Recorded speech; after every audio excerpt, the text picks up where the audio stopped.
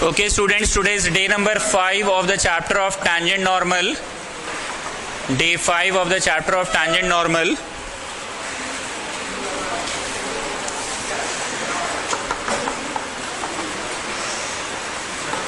Question है, find the equation of all lines having slope 2 which are tangent to this curve. उन सभी lines का find the equation of all lines, उन सभी lines का equation पता करो जो इसके लिए टैंजेंट है, इसके लिए क्या है और जिनका स्लोप 2 है, आपको एक नजर से स्लोप दे दिया है कि भैया स्लोप 2 होना ही चाहिए और दूसरा नजर से तुम निकालो dy by dx eight x1, y1 करके। ठीक है, चलिए dy by dx निकालना स्टार्ट कीजिए। 1/p का बोलो, छोटू ये खिड़की को बंद करो, थोड़ा थोड़ा ही खोलो दोनों तरफ से। 1/p का माइनस 1/p²। तो स्लोप किसे कहते हैं? dy by dx eight x1, y1 को कहते हैं। स्लोप किसे कहते हैं? dy by dx eight x1, y1 को कहते हैं। तो स्लोप निकालने में तुम सफल हो गए, dy by dx eight x1, y1 को कहते हैं। स्लोप निकालने में तुम सफल हो गए। अब अकॉर्डिंग टू क्वेश्चन के नजर से स्लोप क्या है? बताओ। 2 है, नहीं क्या बोला है ना? Find the equation of all lines having slope 2 which are tangent to this one. अब कर दो फ्रॉम 1 and 2। तो ये वाला जो चीज है वही है 2, यही वाला चीज जो है वो है 2। अब -1 इधर रख के 2 उधर कर दिए और फिर 2 इधर भेज दिए। मतलब तुमने ये दिखाया कि कोई चीज का स्क्वायर नेगेटिव में आ रहा है। ये तो मुमकिन ही नहीं है, सब लोग एक बार सुन लो। यहाँ पे अंग्रेजी लिख देना, since square can never be negative, so no such slope possible. Square can never be, ये निकला कैलकुलस के नजर से स्लोप और ये निकला गिब्हन के नजर से। क्वेश्चन बोला ना, उन सभी लाइंस का इक्वेशन पता कीजिए जिनका स्लोप क्या है? 2 है। और इसके लिए एज अ टैंजेंट भी है वो सारे लाइंस। ये देखिए आपके पास यहाँ लाइन है, बोल रहा है उन सभी लाइनों का स्लोप 2 होना चाहिए, बोल रहा है उन सभी लाइनों का स्लोप 2 होना चाहिए। तो ठीक है, तुम निकालो अपना dy by dx करके। ये जो निकला तुम्हारा वो 2 ही होना चाहिए, ये चीज 2 ही होना चाहिए। इसको थोड़ा इधर उधर किए, इसको इधर कर दिए, तो तुम देख रहे हो अरे चचा होल स्क्वायर नेगेटिव में आ रहा है। तो इंग्लिश लिख रहिएगा, since square can not be negative so no such slope possible. Square can not be negative so no such slope possible.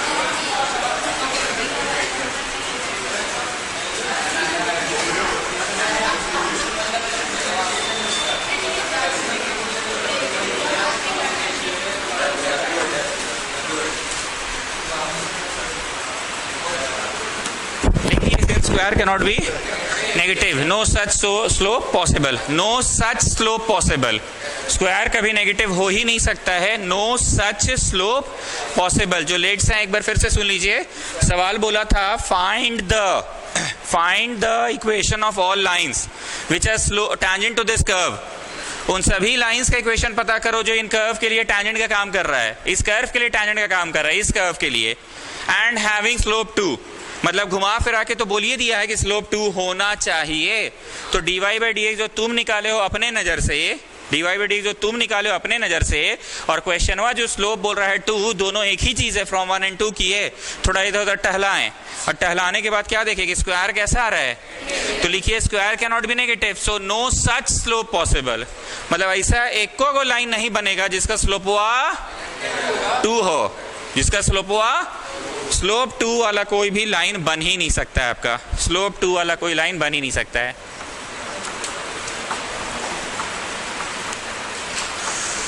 Next one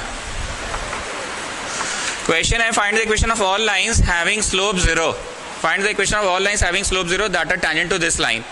उन सभी लाइंस का इक्वेशन पता करो, उन सभी लाइंस का इक्वेशन पता करो जिसका स्लोप 0 है, जिसका स्लोप 0 है और जो इसके लिए टैंजेंट की तरह एक्ट कर रहा है। तो निकालो dy by dx, 1 by P का बोलो, 1 बाई पी का बोलो, minus 1 by P square, Guna w में घुस जाओ, गुना w में घुस जाओ। तो बताइए स्लोप कैलकुलस के नजर से निकालने में सफल हो गए ना तुम? किसको कहते हैं? dy by dx eight x1 y1 को कहते हैं। dy by dx eight x1 y1 लाने में तुम सफल हो गए स्लोप एक नज़र से, और अकॉर्डिंग टू क्वेश्चन के नज़र से स्लोप 0 है, तो कर दो फ्रॉम 1 and 2। क्वेश्चन के नज़र से स्लोप 0 है तो कर दो फ्रॉम 1 and 2।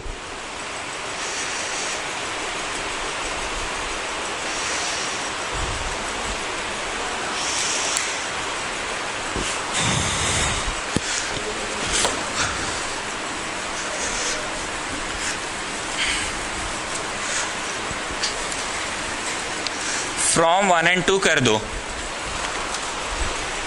हेलो, हाँ बोलिए, कौन आया था उधर से?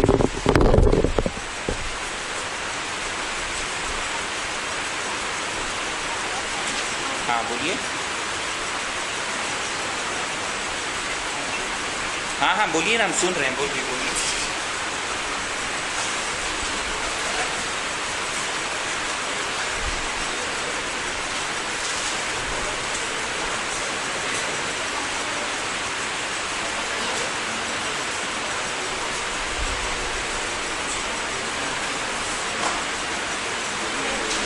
चलो फ्रॉम 1 and 2, तो फ्रॉम 1 and 2 क्या आया? 0 is equal to minus of इतना। अब ये तो क्रॉस मल्टीप्लाई होगा, तो जो बट्टा में है ये बट्टा वाला उधर चल गया। तो इस बार इस क्वेश्चन में ऐसा कुछ नहीं होने वाला जो पिछला बार में हुआ था। पिछले बार में हुआ था ना कि स्क्वायर नेगेटिव आ रहा था, इस बार ऐसा इसलिए नहीं हुआ। टहलाएं तो इस बार भी, टहलाएं पिछले बार भी थे, पर इस बार उधर जाके टहला ना तो 0 से इंटू हुआ। पिछले बार it was not 0, there it was a number 2 था वहां पे, पिछले बार 2 था, इस बार तो ऐसा कुछ है नहीं, 0 है, तो ये सीधा सीधी फिनिश हो गया। सो 0 is 2x1 minus 2, negative of anything is 0, so that thing is also 0। तो आप x1 लाने में सफल हो गए। अब बोलो 1 कॉमा कितना, सेटिस्फाई द कर्व, 1 कॉमा कितना, सेटिस्फाई द कर्व करो और बताओ 1 कॉमा कितना आ रहा है। 1 कॉमा हाफ आ रहा है, ठीक है, सेटिस्फाई करके देख लीजिए 1 कॉमा हाफ आ रहा है कि नहीं, 1 कॉमा हाफ आ रहा है कि नहीं देख लीजिए, 1 कॉमा हाफ आ रहा है कि नहीं देख लीजिए। मतलब 1 कॉमा हाफ ही वो बिंदु है जहां पे तुम अगर टैंजेंट बना दोगे ना तो पक्का उस टैंजेंट का स्लोप 0 आएगा। स्लोप 0 मतलब समझते हैं आप लोग?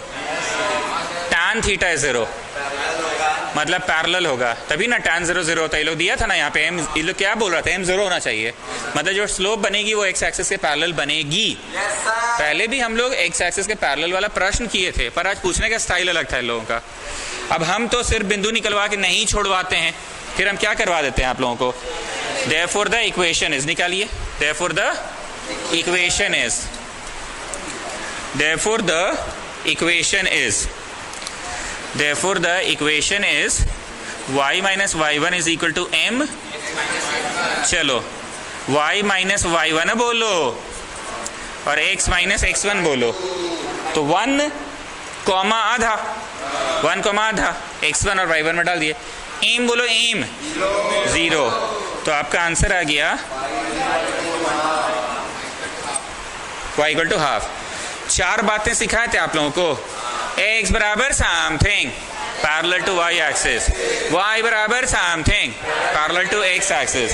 तो जरा देखिए आपका जो लाइन आया है, आधा जो होता है ना, आधा यहाँ, 1 यहाँ, 0 यहाँ, माइनस आधा यहाँ, जानते हैं कहाँ से पार होगा आपका line?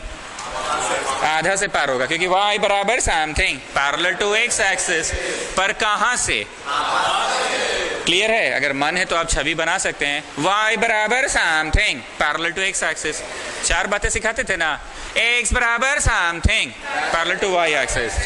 Eight the top of the page गरीब बच्चे लिख सकते हैं, अगर x बराबर समथिंग रहता तो पैरेलल टू y एक्सिस, लेकिन कहाँ से? 2 से। y बराबर something parallel to x axis, पर कहाँ से? तो ये जो छवि है ना, ये y बराबर समथिंग का छवि है, और ये जो छवि है वो x बराबर समथिंग का छवि है। x बराबर something parallel to y axis, y बराबर something parallel to x axis.